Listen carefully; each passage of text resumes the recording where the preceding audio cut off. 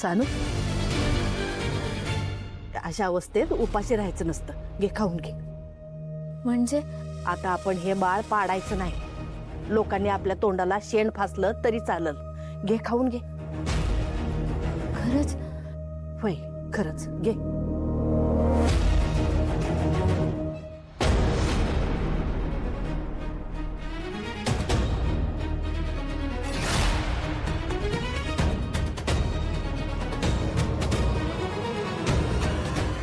कारभार नाही अगं, कवा धर ना, मला भूक लागली, म्या मागायला तिला दुसरी प्लेट भर ना, भूक लागली.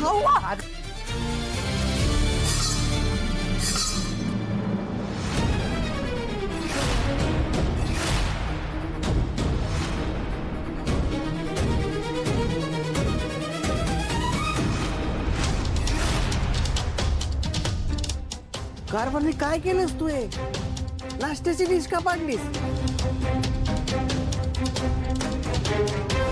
कारभारने खरं खरं सांग, काय मिसळलं होतं तू पोह्यामध्ये? कारभारने मला खरं खरं सांग, काय चाललंय तू? गेल्या 2 दिवसापासून बघतो तू काहीतरी वेगळं वागायला. असं काय मिसळलं होतं या पोह्यामध्ये जे मी खाऊ शकत नाही पण सानिका खाऊ शकते? कारभारने खरं खरं सांग. ते विष मिसळलं होतं.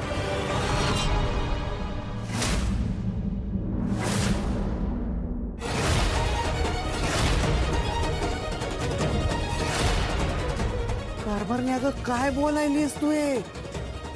आणि का करायलीस? जे काही मी करायला लागलोय ना ते समजा बरोबरच करतोय मी. अगं पण का?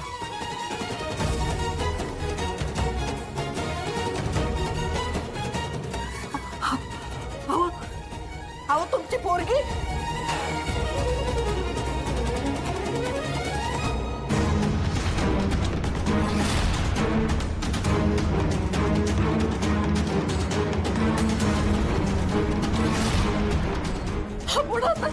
समाजात कुणाला मी तोंड दाखवायच्या लायकीचे नाही राहिलो.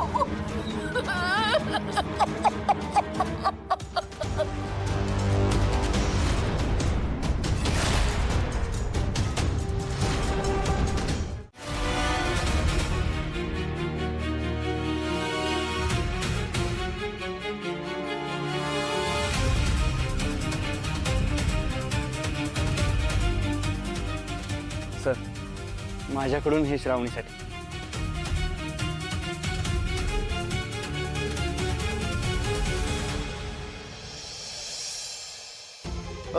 काय केलंस माझ्या मुली संगत? आम्ही गरीब आहे म्हणून तू काय प्रेमाचं नाटक करणार तिच्या संगत? आधी प्रेम करशील आणि नंतर लग्नाला नाही म्हणशील. तुला लाज कशी वाटत नाही? तुमची हिंमत कशी झाली माझ्या भावावर हात उगारायची? स्वीट आहे. आधी तुझ्या भावाला विचार, त्यांनी काय रंग उधळले ते. ठाऊ काय मला समज. आणि या समजायला का नाही तुमची ती लेक सानिका जबाबदार आहे. शेण खाताना मागचा पुढचा विचार नाही केला तिनं. तेव्हा कुठे गेला होता सा? मारायचं असेल का नाही तर त्या सानिकाला मारायचं. मारून टाका तिला. इथं माझ्या भावावर हात नाही करायचा. निघायचा.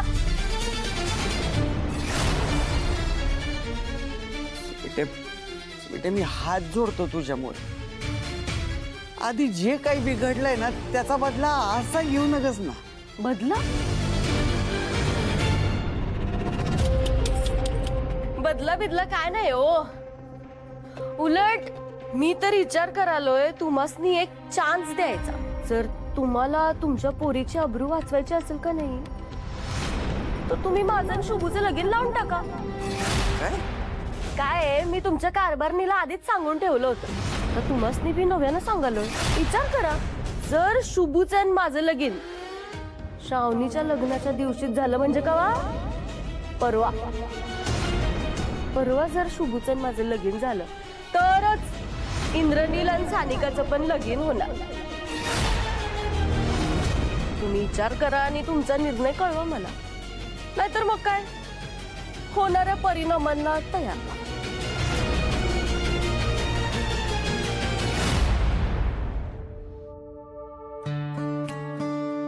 आज मी स्वतः माझ्या हातांनी माझ्या मुलीच्या हातात चुना मारणार. काय बोलायला असं तुम्ही?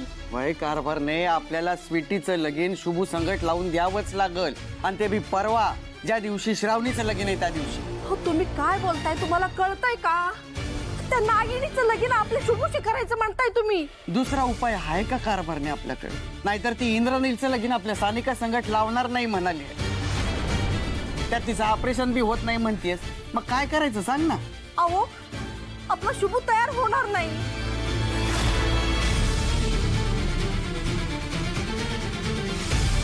एक काम करूया का आपण समजा खरं खरं ते शुभूला सांगून टाकूया. हा, म्हणजे शुभूला सांगायचं का इंद्रनीलचं बाळ आपल्या सानिकाच्या पोटात आहे, तो इंद्रनीलला जिवंत ठेवल का? हे समज ना ती स्वीटी मुद्दामून करायली आहे, तर आपला बी ना इलाज झालाय. व आपलं शुभूचं लगीन आता त्या नागिनीशी करावंच लागल, ते बी त्याला न सांगता लपून छपून. अगं पण हे कसं शक्य आहे? कसला विचार करतेस? रुद्र सरांचा ना? हो काकू, मला ना त्यांचं वागणं जरा विचित्रच वाटतंय. सकाळी खोलीत मेहंदी काय बघत होते, आता मगाशी माझा हात सुद्धा पकडला. मला काही कळत नाही ते असं का वागतायत. सॉरी.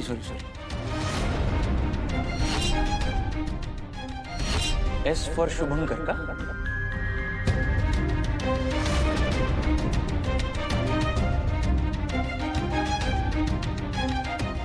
हे काय करताय?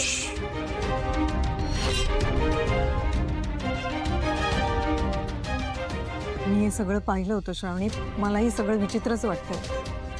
श्रावणी, तू एकदा हे सगळं भैयासाहेबांच्या कानावर घालावंच असं मला वाटतं.